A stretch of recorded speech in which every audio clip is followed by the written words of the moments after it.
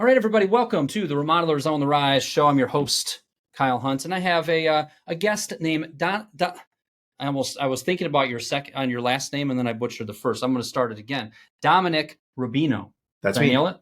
You nailed it. You nailed it. You almost Bingo. had it the first time. I almost had it the first time, but Yeah, it is what it is. The nice thing about my podcast is we don't do any edits. So that's just goes- how we're going to start. Just Be like, raw and well, live. Yeah, we I thought you were going stumbled. to say that darn Rubino. I'm like, yeah, I'll take that. I don't know you enough to be able to say that at this point. I just say this lovely gentleman that I recently met. And Dominic, the way this sometimes works, folks, is sometimes I have a guest on that is a longtime client of mine that I know very, very well. Other times I might have a colleague. We were just talking about a mutual colleague of ours, Vicky Suter, who's been on the show. Yeah. You know, Vicky and I have She's spent great. hours and hours together. In Dominic's case, I've heard his name before, but one of his employees reached out and said, hey, we have a podcast and you guys have a podcast. We should interview each other. So we only have 10 or 15 minutes of getting to know each other, but I already appreciate his approach and kind of what he shared. And I'm happy to have you on the show today, Dominic. Yeah, thank you. I'm excited to be here as well. We serve the same audience. We're trying to add value to people in the world. It's all good. It's all good. So that's what we're going to attempt to do today. Dominic sent over a few different topics that he does a lot of coaching around, and we picked one of them. We're going to talk around the topic of most of the people listening to this, you remodelers out there, you probably don't even have this problem. So you probably will be able to click off this and move on to something else. We're going to talk about time management. We're going to talk about being busy business owners who may have a few balls in the air. How in the world do we prioritize them? How do we figure out where our bottlenecks are? How do we manage our time better? We're going to focus in on that today. But before we do that, Dominic, could you give a little background of who you are and what you do, and then we'll dig into the topic. Yeah, thank you. And again, hey, thank you for being on the show. I really do appreciate it. And I love the fact that you and I both serve the same audience, that we're here to add value to people. Yes, indeed. Yes, indeed. Yeah. So I have a podcast as well. Actually, I have two podcasts. So if you want to, let's start with the funny one first. You want to hear the funny one? Because it's pretty specific. It's called Cabinet Maker Profit System. Oh, what do you do? What do you do in that on that podcast? To on that? I only talk to bakeries of donut holes. Yes. No, I mean, and the joke with that one is I couldn't get the domain name Left-Handed Vegan Cabinet Maker Profit System, so I had to shorten it. It's really specific for architecture millworkers, cabinet makers, furniture makers, things like that. Very cool. And my show is really focused on the business of the construction or contracting business. Then the other show I've got, which I'm going to have you as a guest on, is Profit Tool Belt. And so Profit Tool Belt speaks to a lot of remodelers and renovators, but also HVAC, electricians, roofers, any sort of construction trade where we can show people how to put simple systems in place to run their business, a little bit easier so they've got time to go do what they want in their life. Love it. Love it. And sometimes we get that mixed up. Sometimes business all of a sudden happens to us where the business is kind of running our life instead of the business enhancing our life and what we're trying to accomplish. Remember when we started our business, we had these dreams of having more freedom of our time, of our energy, of making more money, et cetera. Yeah. We need to make sure that we keep that big picture goal in mind. And when that's not working smoothly, when that's not happening, what are we going to do to step back and work towards fixing it? So those are your two podcasts, and then give us a little bit of understanding of kind of your experience and kind of what you do besides podcasting. Well, I'm a professional business coach, but the reason I became a business coach is because I sucked at business. I mean, Kyle, it was really, really bad. I just was not getting any traction. So I started doing the same thing that many people are doing now, listening to, at the time I listened to cassette tapes. I'm that old. Okay. But I was reading books. Was that back in the 50s or what? Yeah. How long ago was that? Yeah, no, that wouldn't even be 8 tracks. What would it be in the 50s? Yeah. No, so I became a business coach in the year 2000. Actually, and I was kind of doing some business coaching when I left the corporate world. I worked for Sprint, and I was helping some of the local interconnect companies. Too long a story. But anyways, I became a business coach, and I've really never looked back. But the other thing that I've done that's different and interesting is that I've not just become a business coach. I've used what I teach other people for my own businesses. So I took one business from zero, and I built it up to 120 million in sales and sold it, doing the same thing that you and I teach people. Nothing different than what you and I talk about. Nothing at all. Just discipline of applying the simple principles. Then I sold that company, as you do. I call it ringing the bell. I rung the bell. And I thought, I'm going to go do this again. So I bought another company. And I bought that when it had 6 locations. When I sold it, it had 237 locations. Wow. I'm still under a non-disclosure agreement on the sale, so I'm getting paid out over time. So I can't really say much more than that. But it had 237 locations around the world, and people can do the easy math. I rung the bell again, and then I started the podcasts. Very cool. Yeah. Very cool. And where are you located? So right now I'm sitting in Vancouver, Canada, but most of my audience is the States. I wasn't gonna say. I mean, you used the word renovator in there, so I'm like, oh, that sounds Canadian. Renovations, remodeling, college, university, and you kind of have foyer. You kind of have a little bit of that Canadian accent, niceness. Well, there's that too. Yes, I have never met a mean Canadian. Is that a fallacy? Are there a lot of mean Canadians? Yeah. Okay. Well, let me just say this: I'm very American. Okay. Congratulations. Is that a good thing? Is that a bad thing? It's a great thing. It's a great thing. Okay, good. Kidding me? It's a great thing. Good. So let's talk about time management. If I am a busy remodeling a business owner, or even a key person in a remodeling business, where do we even start with this? A lot of times, there's just that sense of overwhelm. There's that sense of juggling. There's the, I've tried to delegate that, doesn't really work, or I had that in place and that person moved on. There's all kinds of different things that will kind of hit you as you navigate through the weeks and the months and the years. But if I were to give you kind of serve up that big ball of time management, and how do we improve our productivity, our efficiency, our time management, where do you start with that? I'm going to start somewhere weird. Okay. Is that okay? That's and for wonderful. Those people, a couple of your listeners, I'm sure we share an audience. So some people will already know I like to use humor wherever I can. And by the way, I'm not even funny, but I still like to use humor.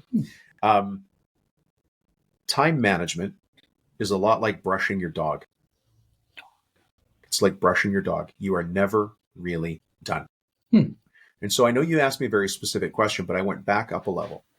I think if I could pass on any wisdom or observation, even of my own challenges with time management, is that when I think I'm totally nailed down on my time management, I have to realize I'm not done. It's just, let's imagine you're brushing your gold lab, and you're like, you brush it. Dog's, hey, Mr. Master, you love me. And you brush the dog. You got like a mitt full of another dog in your hand. You come back, you pet your dog, and you're like, are you kidding me? There's more hair on my on the brush or on my hand. Didn't we just take care of this? You just said it, Kyle. Yeah. Didn't we just take care of this?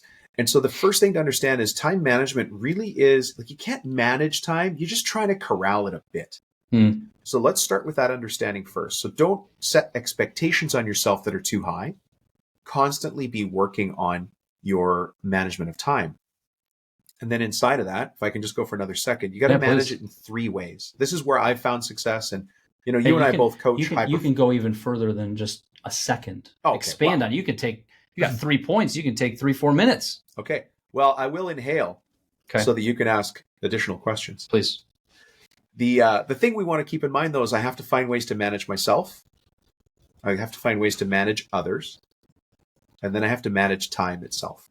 So it's really, for me, it's about keeping it dead simple, coming back to a couple of key principles, and just rinse and repeat, rinse and repeat, rinse and repeat.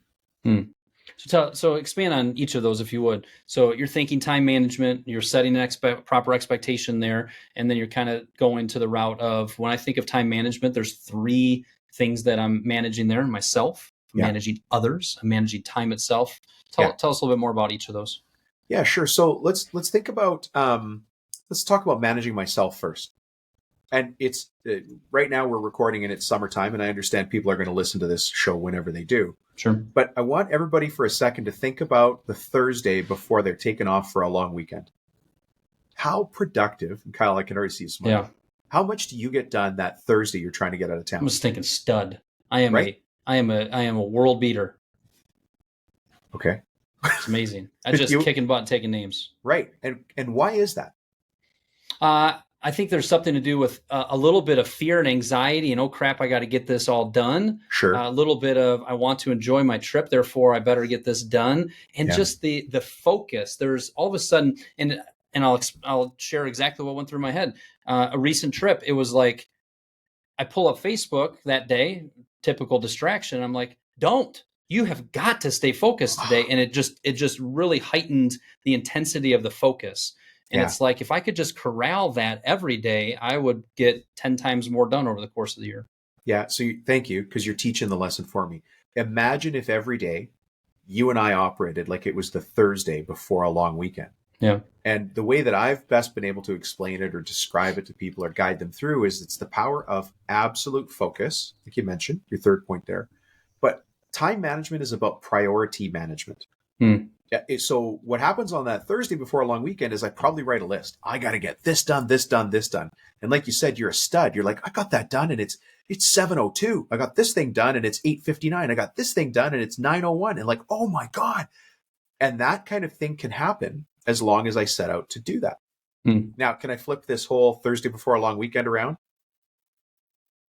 I'm gonna show you this is like the windshield wiper. I'm going to show you the good and I'm going to show you the bad. Okay. So we understand when we are very clear on our priorities. The Thursday before a long weekend, we make a list, we hammer that thing, we get everything done. At 10 o'clock, you're like, I could leave the house now. Why is the rest of the family waiting? Maybe I'll just go pack the old, I'll say station wagon, because suddenly Chevy Chase. I get Vegas it. vacation. I got you. Now I want you to think about a weekend where you've got a whole bunch of plans in front of you, and I'll say your wife, because I'll speak about myself. My wife has a honey-do list. Oh, can you just do this? And then you go do it. And you're like, I got to go do this other thing. But your wife's got a honey-do list. I need you to do this. I need you to do that. I need you to do this. Barbecue's got to be clean. You got to do this. Got to do that. Got to take the kids there. Got to pick this up. There's that thing on the roof. You said you're going to fix it last week. And suddenly what happens is your priorities are no longer the top priority. We're speaking a code language here to any men listening to the show. Yes. The women who are listening to the show are like, well, that's just the way life is. But what's the only difference? I'll let you finish, but the only difference is when you said, "What about that thing on the roof?" You said you're going to take care of it last week. My wife never says that. Hers usually is last month or 6 months ago or last year. Yeah, but I digress. I'm saving it. I want it to be really special when I finally take care of that thing. Yeah, exactly. Right? Yeah, same as me. But you see the frustration feeling there?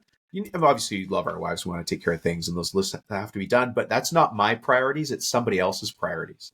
And so suddenly, I feel like the last dog on a Husky team. And you know what that view is? Not a good view. You guys, I don't have to. Is that was illustrated. Good? Can we stop there? It was a good illustration. Yeah, I'm the last dog in the Husky team. So that's when it comes down to time management. It's about priority management, my priorities. And so if I set out to do that in my business, you don't even need a system. Kyle, I know you and I are systems guys. We like to follow processes.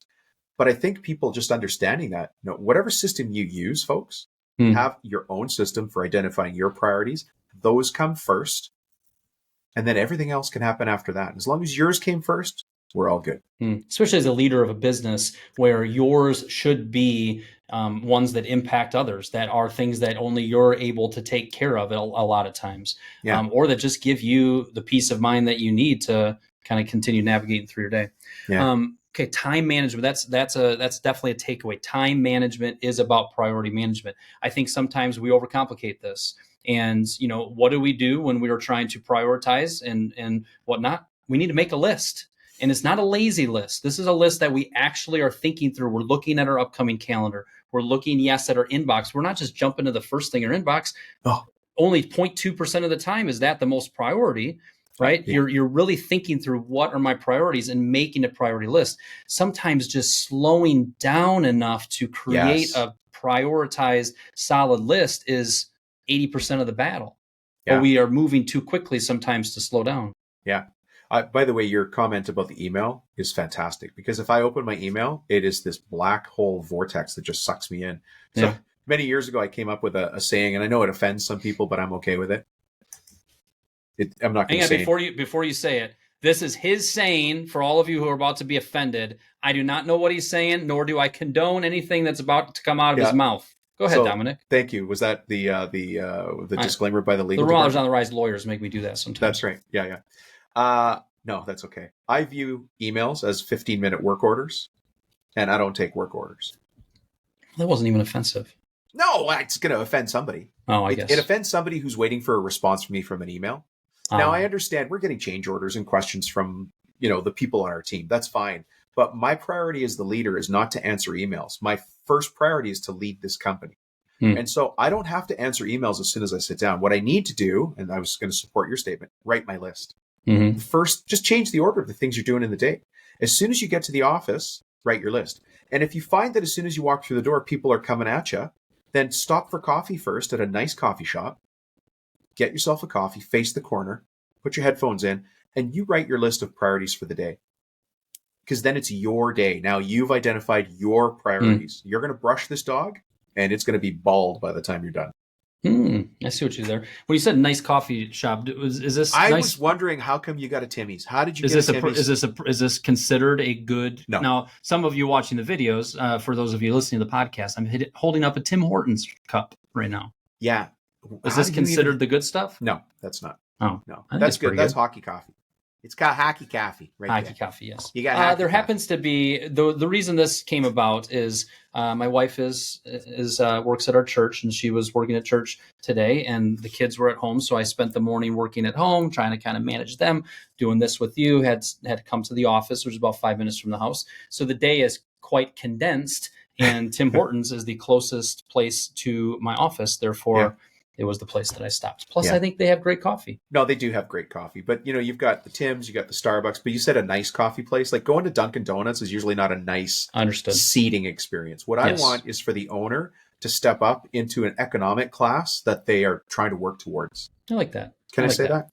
Yes, that's fair. So time management's priority management. So again, time management, 3 ways to approach this. Number 1, manage myself. You hit on that. And I think the other thing that I'm hearing there is, man, time management has a lot to do with having a prioritized list and then focusing on that list. When you have something to say, go ahead. No, I was supporting you. My priorities, focusing on my list. Yes. Sorry, go. And I think sometimes instead of, I can whine from time to time. I can let out a good whine, but I think a lot of times we whine about how, well, our team is distracting us and so is doing this. We have got to look in the mirror and take a little bit of that ownership of that. That's my fault that I let them walk into my office like that. If I would have been more disciplined in coaching them on the process, they wouldn't even have this question. If we would have been doing more in the design and development phase, like we know we should have, instead of leaving decisions to come, I probably wouldn't be getting called from my team in the field wanting to know what pattern tile this is going to be and if it's going to be straight or angled. So much of it, we've got to think to ourselves, why am I being interrupted? Why am I being disrupted? Why am I feeling overwhelmed with all these people? And not whine about it and make a game plan to focus on what's most important, focus on leading the business, like you're saying, making sure processes, systems are in place. And I do like the thought of, this is never ending. This is ongoing. Stop thinking that it's going to just disappear totally. It's always going to be a key part of what you do. Yeah. Okay. Cool. That's managing myself. Number 2 was managing others. Anything to add to that one? Well, I think you kind of touched on it, Kyle, because clearly you've lived this life. But in managing others, if you're in a world where people are coming into the office and distracting you right away, a saying that goes along, I don't know everybody's situation, but I'm going to paint it through the lens that I think we've seen here, is, have you ever heard the saying of taking the monkey on your back?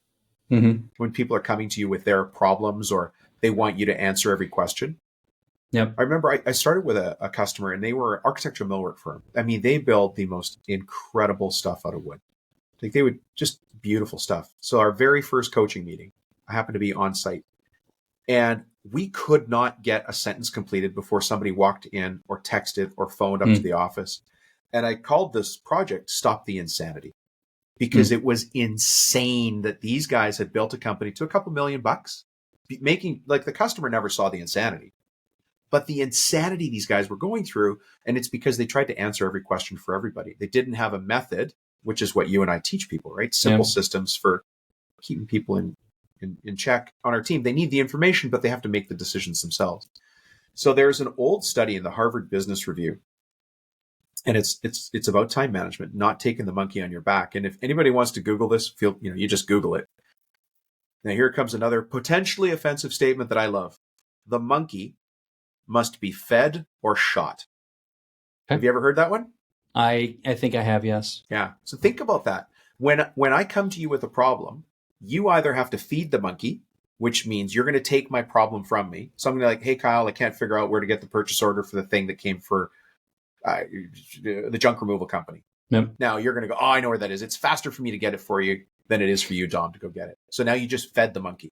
So now I'm like, well, I can go to Kyle for any question I feel a little bit stuck on. You think the monkey will be back? Is that what you're saying? The monkey's coming back. Yeah. Or you can make the decision to shoot the monkey. It's graphic. It's graphic. But there's probably going to be, next to this podcast, there's probably going to be a little E for explicit with all this crazy stuff we're talking about. Shooting the monkey. The poor monkey. But that monkey needs to be shot. If we're talking about time management, if we're talking about making the best use of the owner's time so that they can lead this company. And remember, every minute that you spend, you and I as owners, spend guiding the company to the future is what gives people wages that they're working for today. Yeah. Right? That's our job, is to be future focused so that we can pay for things today. So the very simple system for that, and it's a very simple system, is, and now Kyle, I'll say that you're the employee and I'm the owner. Sure. Kyle now comes to me and says, Dom, I can't find the purchase order for the junk removal for this particular reno we're doing. I'll say, Kyle, that's a great question. Tell me 3 solutions you've got to that problem right now. And Kyle will go, Now I have to resist the urge to answer because I'm good, right? I'm the owner. I got answers, man. I know it. Kyle, tell me 3 great answers for that question. Yep. So now Kyle gives me one of his 3 answers and I'll say, next, which one do you think is the best solution? And now Kyle goes, well, I think it's this one. Now I agree or disagree. Now we're into the conversation. The next time Kyle comes to me, I'm going to say the same thing. It could be about something different, right? The owner says you're making too much dust and we'll let the cat out. Hey, what do you think is the best solution? 3 solutions. By the 4th time you come to me, you're like, you will stop in your mind to go, I know what Dom's going to say. Mm-hmm. Here are my best 3 solutions. Here's the best one of all 3. Go. I'm going to do that. Yep. And now the monkey, you've shot the monkey. Now it's Kyle's monkey. Kyle keeps the monkey. Yeah. And you are trained. Yes, you're training them just like we train them to keep coming back. We're training them to think differently and to engage their brain and to try not to rely on the Uber monkey. I don't know what the King Pumbaa monkey, I don't know. The biggest trying to use your analogy. The gorilla. But the gorilla, yes. Let's call it the gorilla. I guess I have to add to that is I should probably tell my guys, and I'm remembering back to situations in my own trades businesses where I'd have to say to you, Kyle, as long as you make a decision and you can back it up with telling me why, I'm not going to get mad at you. We're not replacing babies' kidneys. Like we're not, we're renovating a home, we're painting a home. But make a solid decision and be able to back it up, and I'll back you. Yeah. So we were talking about, again, time management, manage others. We're on manage others. And you just gave a very simple approach to it. And you gave very practical things that literally somebody listening to this can do it today and do. I bet you Bailey just clipped that for a reel, that's a 45-second reel. And at the heart of it, what it is, and you said it, you have to be quiet. You have to, the answer, but you have to be quiet. You have to zip it. You have to shut your mouth and let them think. And you do that consistently. That's what changes behavior. This applies to how we raise our children. This applies to just any relationship that we have. And a business owner that is the person that always has the answer, I guarantee that is a stressed out business person. You use the phrase, this is insane. I use the phrase, you got so much noise going on. It's so noisy. We got to reduce the noise. It's a very similar concept there. So that is a very clear takeaway that people that are listening to this should be able to apply. Yeah. Next time you're in the field visiting a lead carpenter, hey, what do you think we should do here, boss? Answer the question with a question. That's another way of looking at it. Answer the question with a question. It slows you down. Also, answering the question with a question just gives you more context. So if you choose to give the answer, but for this week, work very hard to get them to engage their brain. The other thing that I think is helpful is tell them what you're doing. Oh, absolutely. Yeah. Don't hide it. Do you have a thought on that? Like just tell them why you're doing it. Yeah. I'd just say, Kyle, I'm not going to answer the question for you. I know the answer, of course. Yeah. I know the answer. Yeah. I know you actually know the answer.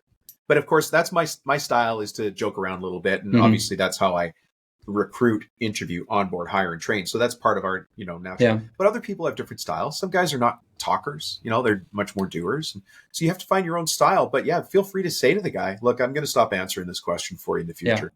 Yeah. And just why, be honest. Right? And why? The reason being, I'm listening to this podcast with Kyle and Dominic, or I heard you say Dom earlier, so I think we're tightening up to call you Dom. With Kyle and Dom, and what they were saying as far as feeling overwhelmed, having too many balls in the air. I mean, it's like they were in my office with me. And one of the things they said is, I've got to stop giving my employees all the answers. I've got to empower you guys and gals to make decisions. I need to be focused on growing this business, on managing our numbers, on managing my team. And if I'm in the weeds of every decision, I'm not going to be able to navigate this company as well as I want to, and as well as you want me to. So I'm going to behave a little differently, and I want you to know why I'm doing that. I think that's a powerful thing to say. So that's manage others. There were some good nuggets. And then you said the third way to go about time management is to manage time itself. Tell me about that. Manage time itself comes down to just really taking time seriously. If I don't take my own time seriously, other people will take it from me because they don't care. And it's not that they're being mean. It's just their priorities are taking, a higher stance than yours. So I have to manage time itself. So one of the tools I use is, I have an iPhone. And so, hey, Siri, set an alarm for 5 minutes. She's going to do it right now. Watch. That gives me a chance to do something for 5 minutes. Now, if you walk into the office during that 5 minutes, I'm like, sorry, I'm just in the middle of something. Can we talk in a bit? Again, to managing time itself, a lot of us like to have open door policies, right? That's good. Yeah, open door. I'm a great leader. I have an open door policy. Well, so do I. Tuesdays and Thursdays from 10 till 2. Because unless I manage time, other people will manage it for me. And so there's little tips and tricks, and people will pick them up from you, Kyle, in your work with people, or in my work, or listening to both of our shows. They'll get those. You just have to pick them up and learn them and try to put them in, and not try. You have to learn them and put them in place. But if I don't take my time seriously, other people won't take my time seriously. And can I tell you my favorite one? It's so simple. It's crazy simple. Do. You actually did it to me when we started today's show. It was good. I enjoyed it. We're going to do it again. Start meetings by ending them. So here's what it sounds. I'm going to paraphrase what you said to me, but this is how it went. So folks, Kyle and I live this. So here's a test because Kyle already did this. Hey, Kyle, it's 11 o'clock right now. This meeting is scheduled to go to 11:30. Think we can be done in 29 minutes? That's the script. Obviously, you change the time to match your time. But what did I just do there, Kyle? You set an expectation, and you're controlling it. And I would say, to piggyback off what you're saying, you're taking time seriously. Yeah. Now, what if Kyle goes, actually, Dom, I think this was going to take a little longer. I'm going to say, okay, well, let's check in at 11:29 as an example. Yeah, see how we're doing. But I've set that expectation that we're going to get this meeting done in 30 minutes. And then I said 29 minutes, which is a little negotiating thing, right? But when we keep our people on track for time, guess what's going to happen now? Look, Kyle, let's just say you're the crew lead on a reno. You're going to start using that when you're talking to your guys. Hey guys, I got 5 minutes to talk about this. Are we okay for 5? So we should be done this at 11:30. And everybody's like, yeah, we can do this in 11:30. And it stops that conversation from you're here talking about the demo and some guy's talking about the carpet install. Well, that's 19 steps away. We could pull it back to where we need to. So some simple tools like that, those are the things. A combination of these simple tools really helps go towards your goal of managing time itself. Yeah.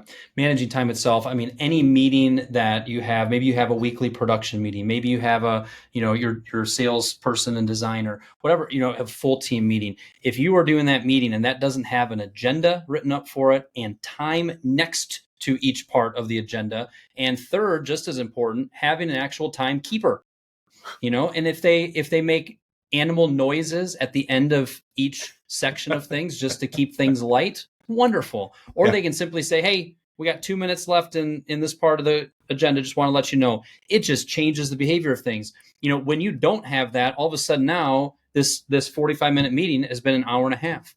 Same thing goes on talking to, hey, Audra, down with in Florida here recently. And she had a couple clients that just are making these meetings so long. And we're talking about this exact thing of you've got to set the expectation. You got to remind them when we're getting close. And she's implemented that over the last few weeks. She's like, well, crap, that just works. Game changer, right? I don't feel like I'm being rude. I'm just being professional and I'm managing time itself, in your words. Yeah. And Audra it's Audra, right? Yes. Audra can do the same thing in the sections of the meeting. Okay, now we're going to be talking about the install phase. This should take us about 12 minutes. Is that okay with everybody? And they're like, oh my God, what happens when the other person hears that? They're like, that Audra is so well organized. Mm-hmm. I have so much confidence and faith.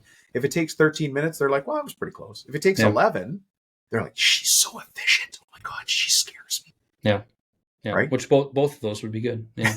So the banner over the top of this conversation is around time management. And I like where you took it as far as just around these three things.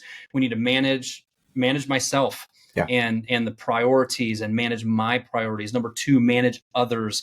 And then number 3, time itself. All of it very practical, but all of it, if you start implementing these things, these are the things that will reduce the noise, that will reduce the insanity, that will allow you to feel accomplished that you have brushed the dog well. And you also have the mindset of, I got to brush the dog again tomorrow. It's okay. But today was a win. Today was successful. Today was a good time management day. Today was that Thursday before a long weekend. Yes. Boom. Just taking things off the list. Yep. There's such a feeling, and that feeling comes with momentum, right? Then you know you're going to do it the next day and the next day. Even if you slide for a day, you go right back to it. It becomes really addictive to be running things like this. That focus and that word, that's kind of my takeaway is it's just, you've got to focus on what's most important and really prioritize it. You're that Eat Your Frog, that Brian Tracy book. I use that constantly of just, what is the most important thing you need to get done that you're most likely to put off? Take 20 time management books, 20 podcasts on time management. If you can identify what that frog is that you've got to eat and you can get that done first thing, you are off and on your way. And it ties in with what you just said well too, of just, you got to prioritize your time. So those are a couple of my takeaways. If I were to say, Dom, what is the thing that if they didn't hear anything else, or if you wanted to add something else that would be helpful to this topic, what comes to mind? You could even have 2 things if you'd like. Yeah, it's so hard because I will say that time management is something you have to work on all the time. So maybe the funny statement that time management is a lot like brushing your dog, right? And then the second one is that time management's about priority management. And so the example that I used there of how you feel on that Thursday before a long weekend versus the honeydew weekend, just that we all know that feeling, right? Yep. Even if you're currently single, you know what I mean? Yes. Maybe think back to why you're currently single and how you reacted to that. But those things happen in business as well, right? So I would encourage people to think about that. And can I add one more thing? Yes, please. So you just mentioned Brian Tracy and Eat That Frog. Do you remember that little company I talked about that I bought that had 6 locations and I grew to 237 locations? So my partner in that was Brian Tracy. Wow. Yeah. So don't tell any more because there's still an NDA or whatever, but. Oh yeah, but not on the content. Okay. I just can't talk about the ching on that one. Okay. Yeah. Yeah. Very so Brian cool. was our brand partner. I had a business operating partner, but Brian was the brand partner in that. So like I said, when I left Sprint, I'd been eating and breathing and living and consuming this stuff because I sucked at business. My first company was a Christmas light installation company. And in my first year, I think I made $27, but I didn't do the math. Kyle, I know you're really good at the numbers. I think I made $27. Yeah. I had to change. to change. So you did. Sounds like you did, my friend. Cool. So if anybody, one way that I like to approach business, and I've been at this for 15 years, is it's like, wait a minute, is Dominic a competitor of mine? There's so much room. Is so-and-so a competitor? What about this? What about that? There's enough work for all of us. And that's just not a fun way to do business. The way that each business coaches connect with folks, et cetera. I have a very kind of, I don't love the phrase abundance mindset, but there's definitely kind of that approach. So what I want to do is say, Dominic, people need to maybe listen to one or both of your podcasts, and then they liked what they heard. Obviously, you're not as funny as me because I am the king of humor when it comes to all of business coaching in the remodeling world. That I will be number one in. Skill wise of coaching, not very good, but so if they wanted to reach out to you, how would they best do that, sir? The best way, listen to the podcasts. That's the easiest way, and it's easy to consume. There's no friction there. Yep. So, and Kyle, you're going to be on my show. So you could always look for the names, Kyle Hunt, Dominic Rubino podcast. You'll find both of our shows. There we go. But if somebody wanted to reach me, shoot me a text and, or just reach me through the shows. Cool. Yeah. And it's Profit Tool Belt. Yeah. And the other one was what? Cabinet Maker Profit System. There you have it, folks. If you can't remember that one, you're not in the industry. Yeah. And the cabinet maker side of things, I have two clients, two successful kind of design build companies. One in particular that's just really invested on the cabinet side. And he opened up a cabinet shop, and he's got some different technologies getting involved in that. And it's very interesting. It's kind of one of those things where he's been at it for 20, 25 years. Yeah. And he sees this kind of as his next chapter, and it's just got him fired up like he's a young entrepreneur again. And there's something real cool about just being able to take raw materials and turn it into beautiful cabinets. So especially if you're in that market, that obviously is a podcast that would make a lot of sense. And it's mucho profitable, but I did not say that here. There's definitely some truth to that. Yeah. Cool. Well, thank you so much. That was a lot of fun, and we'll hang out on your podcast soon, and appreciate it very much. Yeah. Thanks, Kyle. You bet.